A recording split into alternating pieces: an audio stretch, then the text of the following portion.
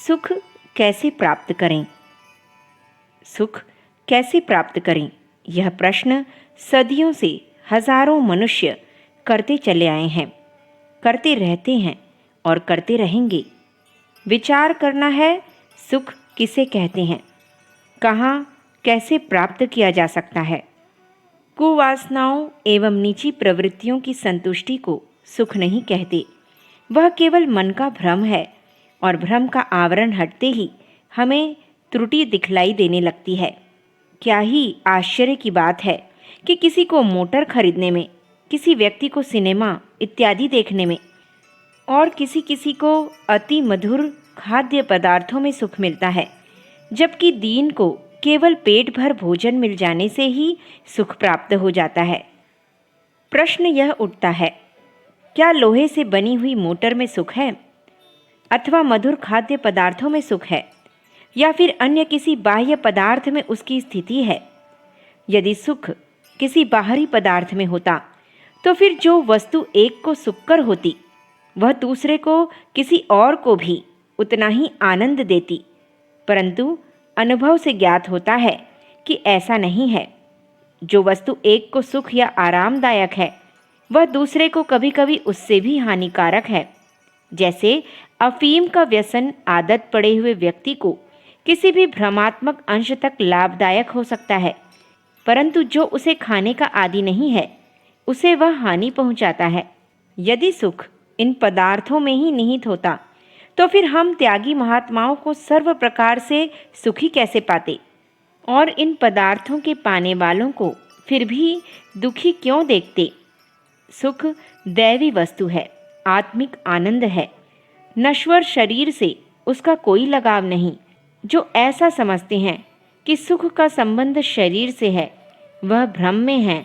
जड़ता से सुख की उपलब्धि कभी नहीं हो सकती, वह तो अपने ही अंदर विद्यमान है, परंतु खेद है कि हम उसे अपने में खोजने का प्रयत्न नहीं करते और कस्तूरी नाभि में बसे हुए मृग के समान बाहर रेतीले मैदानों में उसे खोजते फिरते हैं। हमारी बुद्धि का कितना हास्यास्पद कृत्य है, जबकि हम जड़ता से जड़ता की संतुष्टि में सुख निहित समझते हैं। यह ठीक उसी प्रकार की मूर्खता है जिस प्रकार हमें जाना तो मंदिर को है और हम चल रहे हैं अस्पताल की राह पर। सोचते यह जा रहे हैं कि जब चल रहे हैं तो मंदिर ही पहुंचेंगे। पश्चिमी दर्शन में यह सबसे बड़ा दोष है कि वह हर बात को निम्न कोटि में ले जाती हैं और यह प्राकृतिक है कहकर प्रकृति की दुहाई दे देते हैं। हर प्रकार की नीचता की बात को प्रकृति की ओट में करना और उसकी दुहाई दे देने से वह केवल तर्क भर कर सकती हैं, उससे उनकी स्वयं की आत्मिक संतुष्टि भी नहीं होती। कोई नदी यदि वेगवती है तो इसका अर्थ यह नहीं कि वह किनारों की पूर्ण उपेक्षा ही कर दे। यदि उनके तर्क के अनुसार विकार संतुष्टि को शरीर का एक अंग भी मान लिया जाए तो क्या इसकी फिर कोई सीमा ही नहीं होनी चाहिए?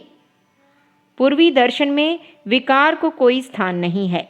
परिधियों का सृजन करते हुए आदर्श की उच्च सत्ता की प्राप्ति ही उसका परम लक्ष्य है। वासना या कामुकता को वहाँ घृणास्पद कहा गया है। फलतः हम देखते हैं कि पश्चिमी दर्शन जड़ता से प्रारंभ करके जड़ता में रमण करते हुए उसमें ही समाप्ति कर देते हैं। भौतिकता जड़ता को पूर्वी दर्शन प्रारंभ से भी पूर्व का, नीच योनियों का पिछड़ा हुआ विषय मानता है। इसलिए कहा जाता है कि जहाँ पश्चिमी दर्शन समाप्त होता है वहाँ पूर्वी दर्शन प्रारंभ होता है। पूर्वी और पश्चिमी दर्शनों की विस्तृति विवेचना फिर कभी किसी अन्य लेख में लिखेंगे। मानव शरीर भौतिक पदार्थों के अनुपात से सृजित होने के कारण भौतिक पदार्थों से संपन्न अरव संकलन में ही सुख समझता है, जबकि पूर्वी दर्शन उसे व्यामोह, मतिभ्रम या मायाजाल कहता है। केवल भौतिकता से कभी सुख नहीं मिल सकता।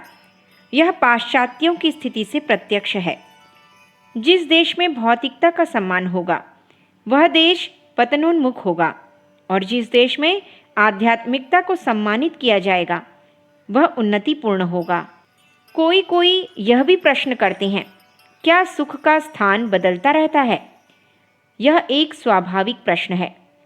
पात्र, देश और काल के साथ साथ सुख का स्थान भी परिवर्तित होता रहता है। बचपन में बालक अपनी माँ के स्तन्य के समतुल्य संसार की कोई वस्तु नहीं समझता। वह बालक जब कुछ और बड़ा हो जाता है तो फिर खेलने के खिलौनों को अधिक महत्व देने लगता है। युवावस्था प्राप्त होने पर वह अपनी पत्नी के प्रेम में रंग जाता है और संतान उत्पन्न होते ही उसका प्रेम बच्चों पर केंद्रित हो जाता है। प्रेम करना मनुष्य का स्वाभाविक गुण है। प्रेमहीन हृदय की साहित्य में पाषाण से समता की गई है। सच्चे प्रेम से परम सुख की प्राप्ति होती है, परंतु सच्चा प्रेम त्याग की नींव पर ही दृढ़ रह सकता है। त्याग के अभाव में प्रेम न रहकर विकार का रूप धारण कर लेता है। विकारी प्रेम सदा दुख का कारण होता है। शारीरिक इंद्रियजन्य सुख की कोई स्थिति नहीं, यह भी क्षणिक होता है और ग्लानि उत्पन्न करता है। सुख किसी से बदला लेने में नहीं, वरन क्षमा करने में है, बलिदान में है, आत्मोत्थान में है। सत्य कर्मों के करने से, सत्य वचनों के बोलने से आत्मविभोर हो उठती है। सत्कर्मशील मनुष्य के चेहरे ओज ओझ होता है। उसकी वाणी में एक प्रकार का राग और मुद्राओं में सम्मोहन की शक्ति होती है, जिसके प्रति हमारा हृदय आप से आप खींचने लगता है। वह हर कार्य ईश्वर के लिए करता है। उसकी कीर्ति ज्योति से विश्व चमकने लगता है। सुख की स्थिति वास्तविक संतोष धारण करने में है। व्यग्न रहने या उद्वेलित रहने से मन में सदैव क्लेश उत्पन्न होता है। एक कहावत है कि एक माली की 2 लड़कियां अपने सिरों पर फलों के टोकरे लिए जा रही थीं। बड़ी लड़की अपने बोझ को अधिक महसूस कर रही थी, जबकि दोनों टोकरों का वजन बिल्कुल बराबर था। छोटी बहन को प्रसन्नचित्त देखकर उसने पूछा, क्या तुझे बोझ बुरा नहीं मालूम देता है? प्रश्न के उत्तर में छोटी बहन ने कहा, यह बात तो नहीं है, परंतु मेरे टोकरे में संतोष का ऐसा फल रखा है जो और फलों के वजन को भी हल्का कर रहा है। यह बात कहावत होते हुए भी तथ्यपूर्ण है। यदि हम संतोष और धैर्य से काम लें तो दुख का बोझ अवश्य हल्का हो जाता है। संतोष का अर्थ यहाँ पर अकर्मण्य हो जाने से कदापि नहीं है, बल्कि विकार रहित प्रयत्न करने से है। सुख और समृद्धि मानव के अधिकार या स्वत्व हैं। आवश्यकता उसकी दृढ़ता और लगन की है। यदि वह विश्वास करने लगे कि संसार की विपुल संपत्ति का स्वामी ईश्वर है और मानव उसका पुत्र है, तो विश्व की संपत्ति पर उसका पैतृक अधिकार हो जाता है। पदार्थों की न्यून या अधिक प्राप्ति से कोई बड़ा या सुखी नहीं बन सकता। विचारों को सदैव उदार और उन्नत बनाना चाहिए। मानसिक दरिद्रता का बड़ा स्थायी प्रभाव पड़ता है, अतएव उससे सदैव बचना चाहिए। कंजूसी करने से आत्मा मलिन, संकीर्ण एवं तुच्छ बनती है। सच्चा सुख, समृद्धि तथा वैभव आत्मोत्थान में ही निहित है। सांसारिक जड़ पदार्थों के संकलन में या मन की निम्न कुवासनाओं के पूर्ण करने में नहीं है। सुख को अपनी आत्मा में ही खोजना चाहिए। वह कोई बाह्य वस्तु नहीं है। यदि सुख है तो आत्मा के आनंद में, और यदि हमारी लगन सच्ची है तो उस सुख की प्राप्ति अवश्य होगी, जिस सुख को योगी लोग आत्मानंद कहते हैं। अखंड ज्योति, अगस्त सन 1952, पृष्ठ संख्या 18-19। हमारे YouTube चैनल विचार क्रांति दूत अखंड ज्योति पत्रिका को सब्सक्राइब करें एवं अगली वीडियोस प्राप्त करने के लिए बेल आइकन दबाएं। धन्यवाद।